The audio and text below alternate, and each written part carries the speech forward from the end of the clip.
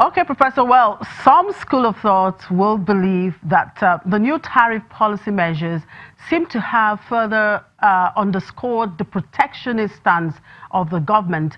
Is this really the way to go? Is this the best way to promote industrialization? Yes, I am fully in support of the government import substitution drive. Because we can't, afford to expose our local products to stiff competition by foreign products that come in, of course, very cheap here into the country. I just gave an example with the tomato and the challenges the local farmers are facing. If you also recall, part of why the central bank came up with the ineligible for forex with regard to 41 items has to do with this import substitution drive. And to a large extent, it has proved successful with regard to particularly rice and to a large extent to cement. But for me, if you look at those 41 items by the central bank, a good number of them, you could classify as having, elastic demand, more or less. Some of them are luxury items, kitchen utensils, for example, and so on. Things that really have, substitutes, such that it's not. They are not items you could say a consumer, can, not do without.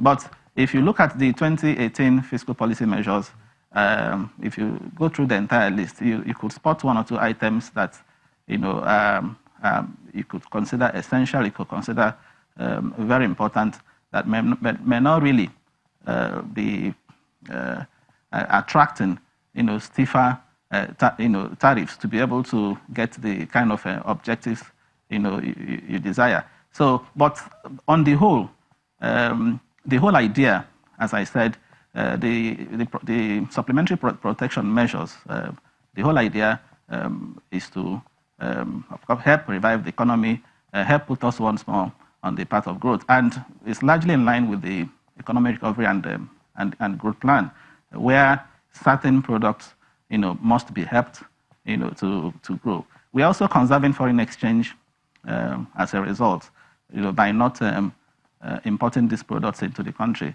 So that will also help our exchange rate. Now, part of why we've had exchange rate stability for a long time, yes, improvement in earnings, the I&E window, and so on. But another part of the story is also the fact that the Central Bank of Nigeria has, to a large extent, succeeded in reducing the demand for forex through imports because of some of the administrative measures, they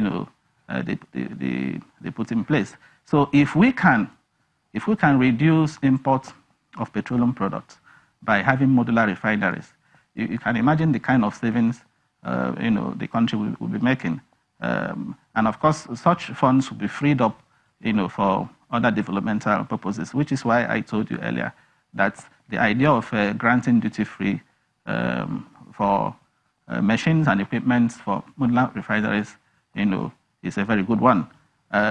If you look at tobacco, alcohol, if you look at some other luxury items, I think it's time we began to really tax luxury items. If you like, tax the haves, and use the money for the have-nots.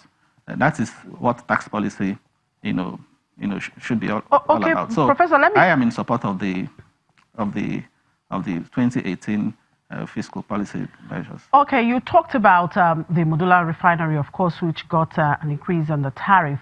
Now, is tariff the main impediment to setting up a refinery?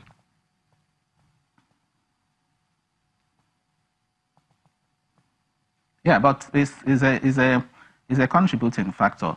If an investor is complaining that he can't bring in equipment, he can't bring in machinery, required to set up a modular refinery, and you, because of high tariffs, okay, and you now provide an incentive by saying you don't pay any duty, okay, because of the importance you attach to that particular sector.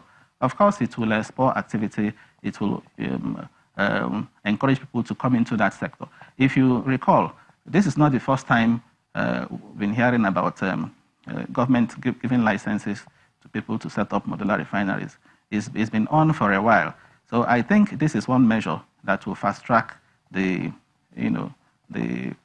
process, so that in no time we can have these modular refineries, and they will fill this gap that we always experience in the petroleum sector. Okay, the moment we stop importation, as I said earlier on, it's something that will rub off positively, our finances on the Nigerian economy. No doubt about that. All right, thank you very much for your time, Professor. Well, it's a new policy, and I guess people will continue to digest it and come up with a lot of issues from there. Thank you very much for your time, Professor Uwalike.